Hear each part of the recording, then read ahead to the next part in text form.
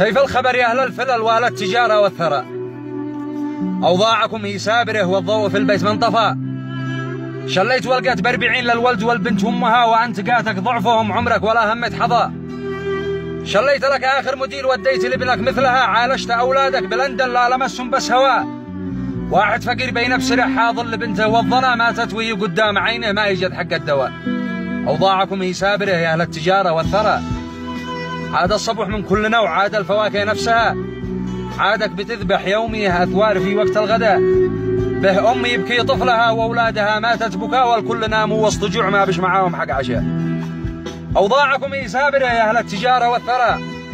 درست ابنك في اليمن أو في مدارس تركيا، درستهم بفخر مدارس لايقه بالمستوى، والجامعة إن عاد درس في الصين أو ماليزيا معه ملايين في البنوك من أجل يتهنى بها.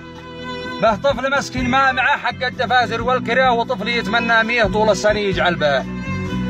زوجت ابنك واحدة وديت 2 جنبها، ضخيت ملايين للعرس وحركت صنعاء كلها. به شخص خاطب له سنين خريج وسار يشقى شقا كان بسروا له بس وظيفة لأجل يدفع مهرها. أوضاعكم هي سابرة يا أهل التجارة والثراء. به ناس بتنام في الرصيف في صيف ولا في شتاء، البرد كسر عظمهم ما يملكوا حتى الغطاء. به أم بتلقط صحاح تشقى على أولادها، ما شخص فيكم قد سأل أو شاف كيف حالها. كم يا أسر عاشت سنين وقوتها خبز وما، وناس والله للأسف من القمامة هاكلها. أموركم هي سابرة، سهل ما عليكم مننا، دنيا وخلوها لكم وطزوا فينا كلنا. أوضاعكم هي سابرة، كان طمنونا عنها بكرة أكيد هي ثانية ما يطول عمرها.